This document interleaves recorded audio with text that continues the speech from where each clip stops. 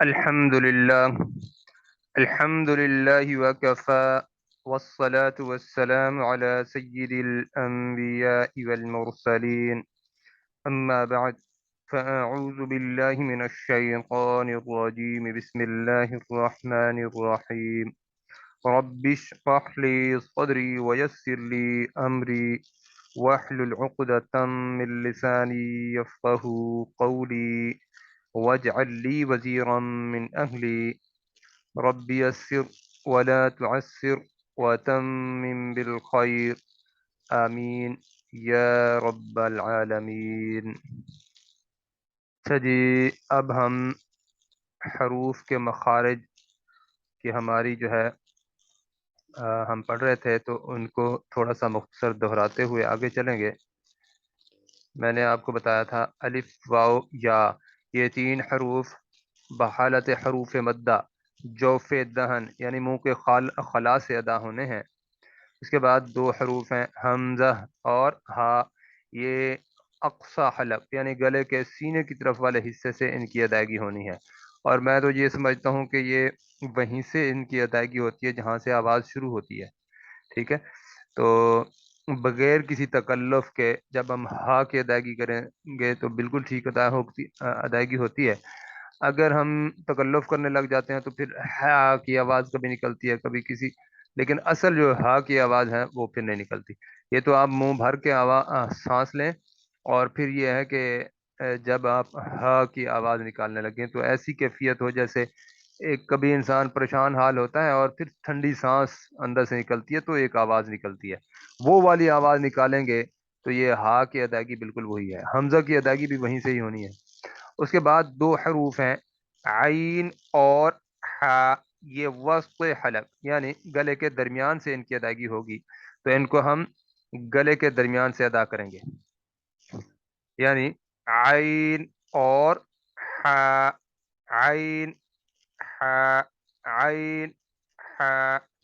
اس کے بعد دو حروف ہیں غین اور خا، غین خا، غین خا۔ یہ دونوں حروف جو ہیں ادنا حلق یعنی گلے کے ابتدائی حصے سے ان کی ادائیگی ہوتی ہے، اور یہ دونوں حروف حروف مستعلیہ بھی کہلاتے ہیں، یعنی موٹے پڑھے جانے والے حروف میں سے بھی ہیں۔ یہ کہاں سے ان کی ادائیگی ہوتی ہے؟ ادنا حلق سے، یعنی گلے کا ابتدائی حصہ جہاں سے پھر زبان شروع ہوتی ہے، زبان کی جڑ سے تھوڑا سا پہلے گلے سے ان کی ادائیگی ہوتی ہے۔ غین خا، غین خا۔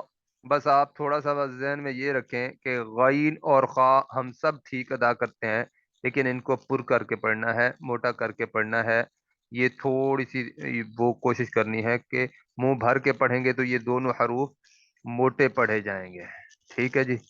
اب اس کے بعد قاف اور کاف، یہ میں آپ کو شکل کی مدد سے بھی دکھاتا ہوں، ذرا دیکھیے گا غور سے۔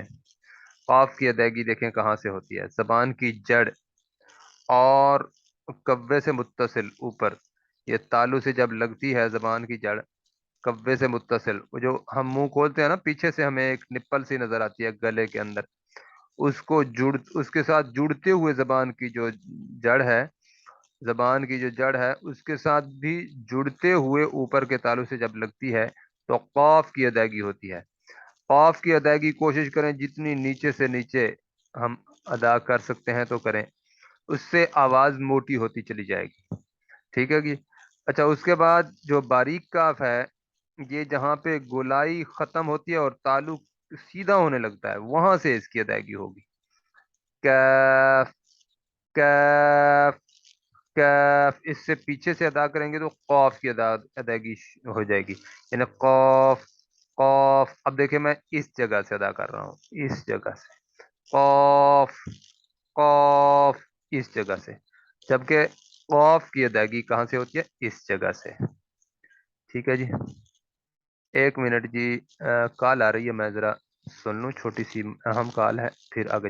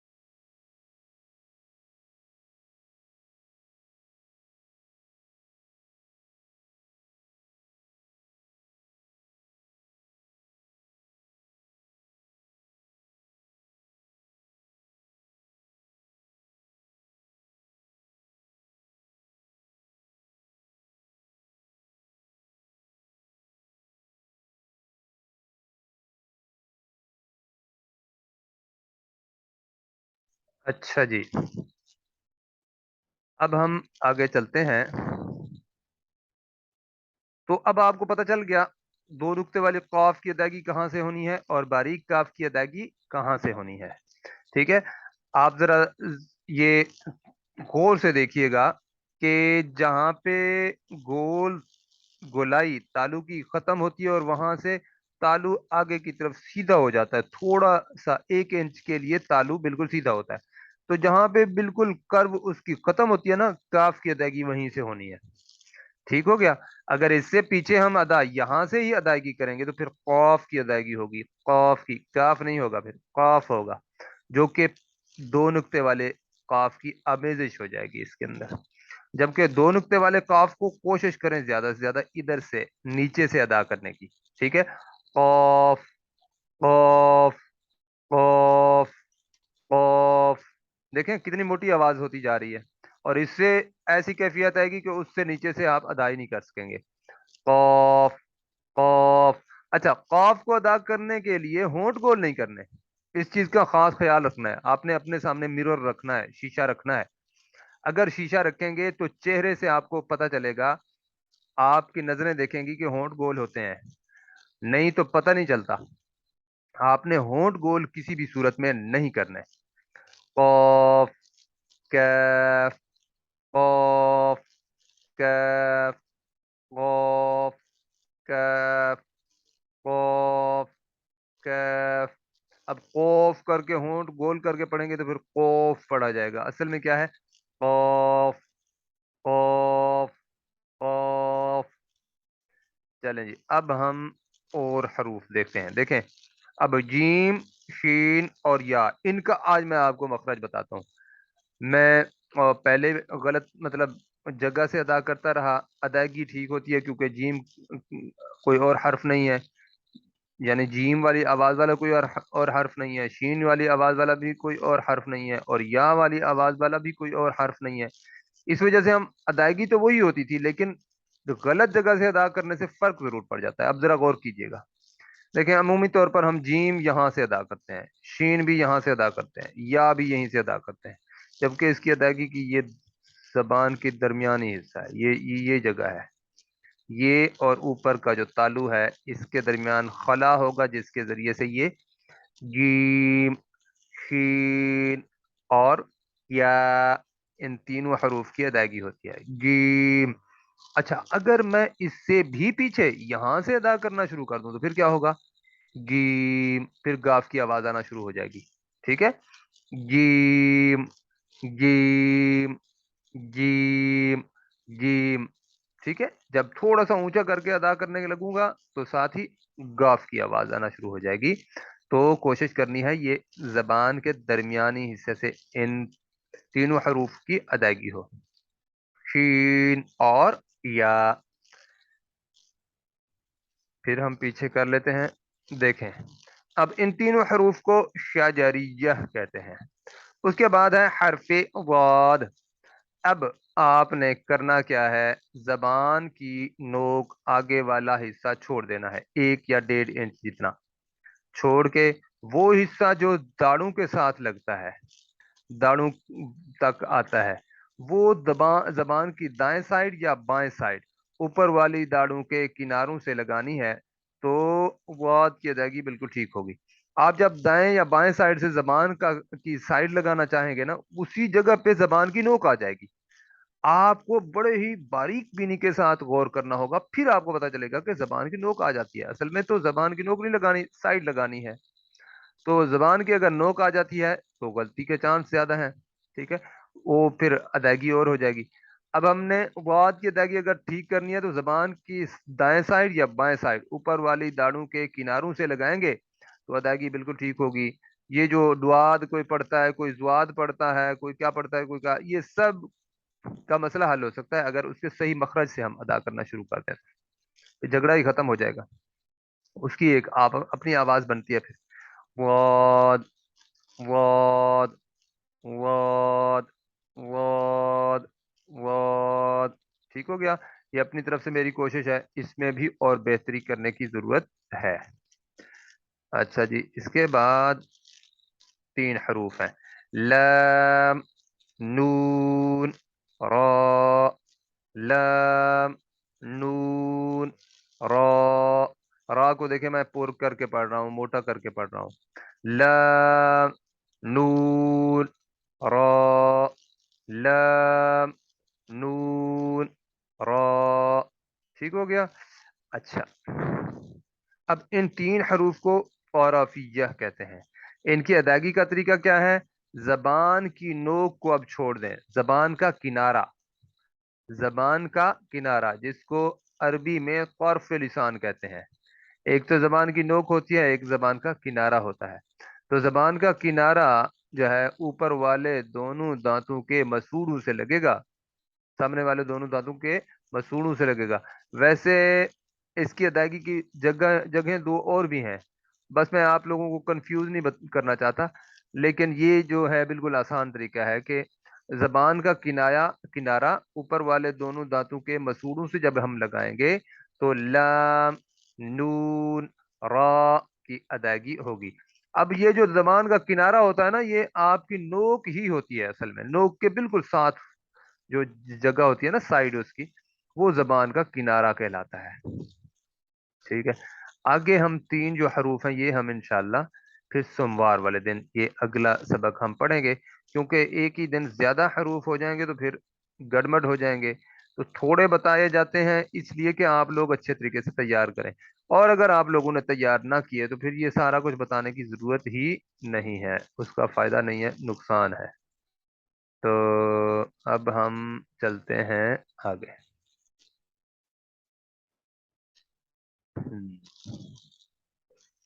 اب ہم قرآن مجید کا سبق پڑھ لیتے ہیں۔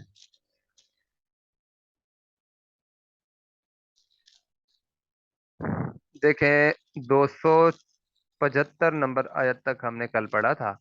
آج جو اگلی آیت ہے وہ تو بالکل ہی چھوٹی آیت ہے، اس سے بھی آگے والی آیت، یعنی آج ہم دو آیات ملا کر سبق پڑھیں گے، یعنی 276 تا 277، 276 نمبر 276 بھی ہم نے پڑھنی ہے آیت، اور 277 بھی، یعنی 277 یہ آیت بھی ہم نے پڑھنی ہے، دو آیات آج انشاءاللہ پڑھیں گے۔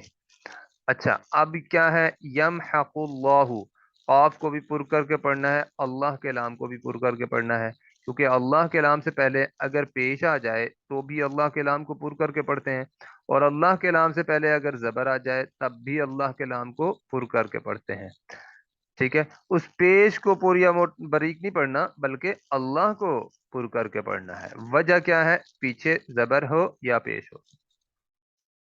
الربا، دیکھیں را کے نیچے زیر ہے، اسے باریک کر کے پڑھیں گے، اور با کے اوپر کھڑی زبر ہے، اس کو ایک الف کے برابر لمبا کریں گے۔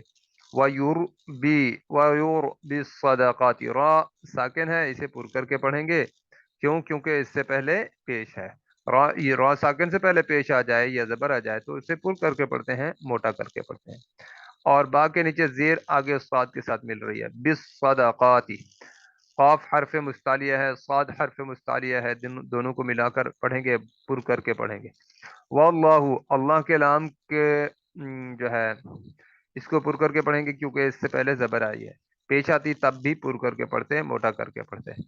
واللہ لا يحب کل کفار اثیم، کل کفار اثیم، ان الذين آمنوا وعملوا الصالحات واقاموا الصلاة وآتوا الزكاة لهم اجرهم، جیم پر قلقلہ ہوگا، اور را کو پر کر کے پڑھیں گے کیونکہ اس کے اوپر پیش ہے۔ اجرهم عند، نون ساکن کے بعد دال ہے، یہاں پہ اخفا ہوگا، میں آپ کو بتاتا جا رہا ہوں کہ اخفا ہوگا، لیکن کیوں ہوگا، کیسے ہوگا، یہ آپ نے خود جو ہے دیکھنا ہے، اور اگر سمجھ نہ آئے تو پھر مجھے واٹس ایپ پہ میسج کیجیے گا، میں آپ کو بتا دوں گا۔ ربی، را کے اوپر زبر ہے، اسے پر کر کے پڑھیں گے، ربہم ولا خوف، ولا خوف، یہاں پہ دیکھیں ولا پر مد اصلی ہو رہی ہے، خا حرف مستعلیہ ہے، اسے پر کر کے موٹا کر کے پڑھیں گے، ولا خوف، دیکھیں واو ساکن اس سے پہلے زبر ہے، اس کا مطلب واو لین ہے، اس کو لمبا نہیں کریں گے، نرمی سے ادا کریں گے، ولا خوف فن، فا کے اوپر دو پیش ہیں، تو یہاں پہ ہم کیا کریں گے؟ تنوین کے بعد عین ہے جو کہ حروف یرملون میں سے نہیں، یرملون میں سے نہیں ہے، جو کہ حروف حلقی میں سے ہے۔ اگر تنوین نون ساکن یا تنوین کے بعد حرف حلقی آ جائے تو اظہار ہوتا ہے۔ ہم اب یہاں پہ کیسے پڑھیں گے؟ وَلَا خَوْفٌ عَلَيْهِمْ وَلَا خَوْفٌ عَلَيْهِمْ وَلَا هُمْ يَحْزَنُونَ۔ ٹھیک ہو گیا؟ اب ہم سبق پڑھ لیتے ہیں۔ سب سے پہلے تو ہم جوڑ توڑ کریں گے، پھر ہم اللہ کا نام لے کر پورا سبق پڑھیں گے۔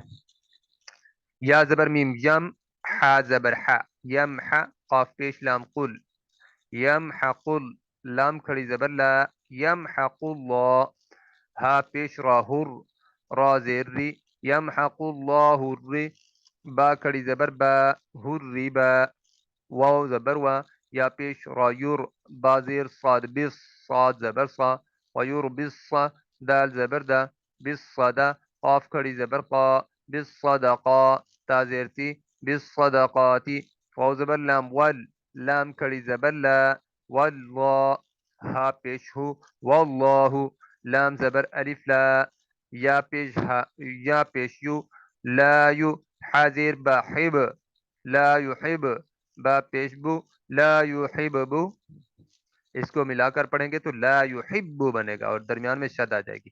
کاف پیش لام کل، لام زبر لا، کل، کاف زبر فا کف، فا زبر الف فا، کفا، را دو زیر رن، کفارن۔ دیکھیں تنوین کے بعد حمزہ ہے جو کہ حروف حلقی ہے، حرف حلقی ہے، اس وجہ سے یہاں پہ اظہار ہوگا۔ کفارن، اثیم، حمزہ زبر تازیر یا سی، اسی، میم دو زیر من، اثیمن، اور وقت کی صورت میں اثیم۔ اب ہم پڑھتے ہیں الگ الگ کر کے، پھر انشاءاللہ آخری دفعہ ملا کر پڑھیں گے۔ اعوذ باللہ من الشیطان الرجیم، بسم اللہ الرحمن الرحیم۔ نہیں، یمحق اللہ الربا ویربی الصدقات واللہ لا يحب كل كفار اثیم۔ اکٹھا ملا کر پڑھیں گے تو پھر بھی اظہار کریں گے، کل کفار اثیم۔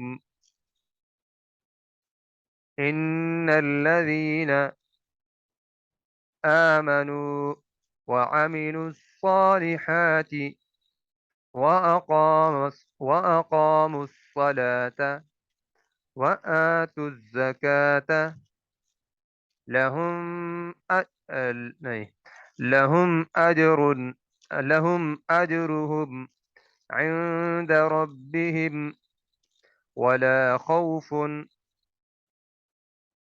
عليهم ولا هم يحزنون۔ پھر پڑھ لیتے ہیں، يمحق الله الربا ويربي الصدقات والله لا يحب كل كفار أثيم۔ إن الذين آمنوا وعملوا الصالحات وأقاموا الصلاة وآتوا الزكاة لهم أجرهم عند ربهم ولا خوف عليهم ولا هم يحزنون۔ اب ہم ملا کر پڑھ لیتے ہیں، يمحق الله الربا ويربي الصدقات والله لا يحب كل كفار أثيم۔ إن الذين آمنوا وعملوا الصالحات وأقاموا الصلاة وآتوا الزكاة لهم أجرهم عند ربهم ولا خوف عليهم ولا هم يحزنون صدق اللہ العظیم۔ لیں جی، آج کا ہمارا سبق یہاں پر مکمل ہو رہا ہے، اور آپ سب میں سے کسی کو اگر کوئی ذہن میں سوال ہو تو پوچھ سکتے ہیں، میں آپ لوگوں کے انتظار میں ہوں۔